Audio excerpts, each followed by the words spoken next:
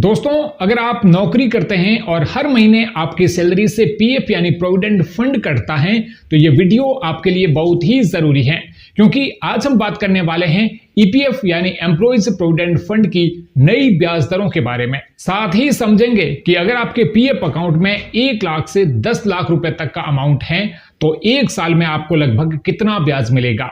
इसके अलावा ये भी जानेंगे कि पीएफ का ब्याज आपके अकाउंट में कब जमा होता है, इसे कैसे चेक कर सकते हैं और आखिर पीएफ ब्याज दर कैसे तय होती है। इसके लिए वीडियो को पूरा देखें और चैनल पर पहली बार आए हैं तो सब्सक्राइब करके नोटिफिकेशन ऑन कर दें। दरअसल भारत में करोड़ों नौकरी पेशा लोगों के लिए कर्मचारी भविष्य निधि यानी ईपीएफ सबसे भरोसेमंद सेविंग स्कीम मानी जाती है। हर महीने कर्मचारी की सैलरी से एक तय हिस्सा पीएफ में जमा होता है और कंपनी भी इसमें अपना योगदान देती है। ये पैसा धीरे धीरे बढ़ता रहता है और इस पर सरकार द्वारा तय ब्याज भी मिलता है। इसी वजह से लंबे समय में पीएफ एक बड़ा रिटायरमेंट फंड बन सकता है। हाल ही में वित्त वर्ष 2025-26 के लिए ईपीएफ की ब्याज दर को लेकर बड़ी जानकारी सामने आई है। कर्मचारी भविष्य निधि संगठन यानी ईपीएफओ के सेंट्रल बोर्ड ऑफ ट्रस्टीज ने इस वित्त वर्ष के लिए पीएफ पर 8.25% का ब्याज दर बरकरार रखने का फैसला किया है। यानी पिछले साल की तरह इस साल भी कर्मचारियों को उसी दर से ब्याज मिलने का अनुमान है। हालांकि यह फैसला सीबीटी की मंजूरी के बाद वित्त मंत्रालय के पास जाता है और अंतिम मंजूरी मिलने के बाद ही यह दर आधिकारिक रूप से लागू होती है। अब सबसे बड़ा सवाल यह है कि पीएफ में जमा पैसों पर 1 साल में कितना ब्याज मिल सकता है। इसे समझने के लिए एक आसान उदाहरण लेते हैं। मान लीजिए किसी कर्मचारी के पीएफ खाते में 1 लाख रुपए जमा है और उस पर 8.25% की दर से ब्याज मिलता है। ऐसे में 1 साल में लगभग 8,250 रुपए के आसपास ब्याज मिलेगा।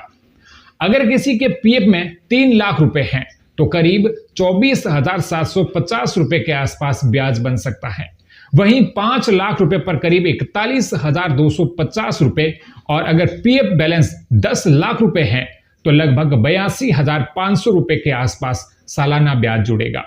हालांकि यहां एक बात समझना बहुत जरूरी है, क्योंकि यह सिर्फ एक अनुमानित गणना है, क्योंकि पीएफ खाते में हर महीने कर्मचारी और कंपनी दोनों का योगदान जुड़ता रहता है, यानी पूरे साल के दौरान बैलेंस बढ़ता रहता है। इसलिए वास्तविक ब्याज इससे थोड़ा ज्यादा भी हो सकता है।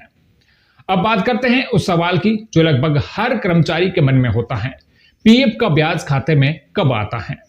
कई लोग सोचते हैं कि जैसे बैंक एफडी का ब्याज तुरंत क्रेडिट हो जाता है वैसे ही पीएफ का ब्याज भी मिल जाएगा, लेकिन ईपीएफ में प्रक्रिया थोड़ी अलग होती है। सबसे पहले ईपीएफओ का सेंट्रल बोर्ड ऑफ ट्रस्टीज ब्याज दर तय करता है। इसके बाद यह प्रस्ताव वित्त मंत्रालय के पास जाता है। मंत्रालय की मंजूरी मिलने के बाद ही ईपीएफओ कर्मचारियों के खाते में ब्याज क्रेडिट करता है। अगर पिछले कुछ वर्षों का ट्रेंड देखें तो आमतौर पर जून से लेकर के सितंबर के बीच पीएफ का ब्याज कर्मचारियों के खाते में जमा किया गया है। हालांकि इसकी कोई फिक्स्ड तारीख नहीं होती, इसलिए कर्मचारियों को समय समय पर अपनी पीएफ पासबुक चेक करते रहना चाहिए। बहुत से कर्मचारियों को एक और चिंता रहती है कि अगर पीएफ का ब्याज देर से आया तो क्या उसे नुकसान होगा, लेकिन ईपीएफओ के नियमों के अनुसार ऐसा नहीं होता। अगर ब्याज क्रेडिट होने में देरी होती है तो भी कर्मचारियों को पूरा ब्याज दिया जाता है। दरअसल नवंबर 2024 में नियमों में एक बड़ा बदलाव किया गया था। पहले पीएफ सेटलमेंट के समय सिर्फ पिछले महीने तक का ब्याज ही दिया जाता था, लेकिन अब सेटलमेंट की तारीख तक पूरा ब्याज दिया जाता है।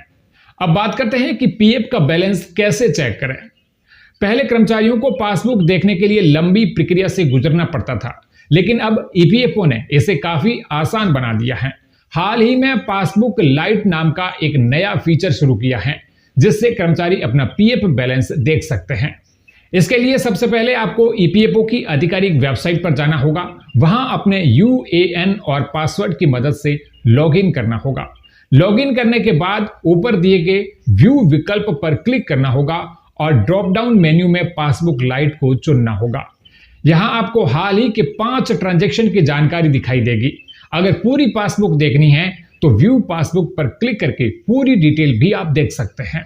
इसके अलावा कर्मचारी उमंग ऐप, एसएमएस सेवा या मिस कॉल के जरिए भी अपना पीएफ बैलेंस आसानी से चेक कर सकते हैं। यानी अब पीएफ की जानकारी पाना पहले की तुलना में काफी आसान हो गया है। अगर पिछले कुछ सालों की बात करें तो ईपीएफ की ब्याज दर लगभग 8% से 8.5% के बीच ही बनी हुई है। अब यह समझना भी जरूरी है कि आखिर पीएफ की ब्याज दर कैसे तय होती है। इसके लिए ईपीएफओ की फाइनेंस, इन्वेस्टमेंट और ऑडिट कमेटी सबसे पहले फंड के निवेश और उससे मिलने वाले रिटर्न का आंकलन करती है। इसके बाद सेंट्रल बोर्ड ऑफ ट्रस्टीज इस आधार पर ब्याज दर तय करता है। फिर यह प्रस्ताव वित्त मंत्रालय के पास में भेजा जाता है और मंत्रालय की मंजूरी के बाद ही यह दर लागू होती है। असल में पीएफ सिर्फ एक सेविंग स्कीम नहीं बल्कि लंबी अवधि का रिटायरमेंट फंड है। इसमें कर्मचारी और कंपनी दोनों का योगदान जुड़ता रहता है और उस पर हर साल ब्याज मिलता है। कई वर्षों तक लगातार निवेश होने से यह फंड काफी बड़ा हो सकता है और रिटायरमेंट के समय आपका आर्थिक सहारा बन सकता है। इसलिए अगर आप नौकरी करते हैं तो समय समय पर अपना पीएफ बैलेंस जरूर चेक करें। उम्मीद है यह जानकारी आपको पसंद आई होगी। वीडियो को लाइक और शेयर करें और ऐसे ही फाइनेंशियल इंफॉर्मेशन पाने के लिए सब्सक्राइब करें।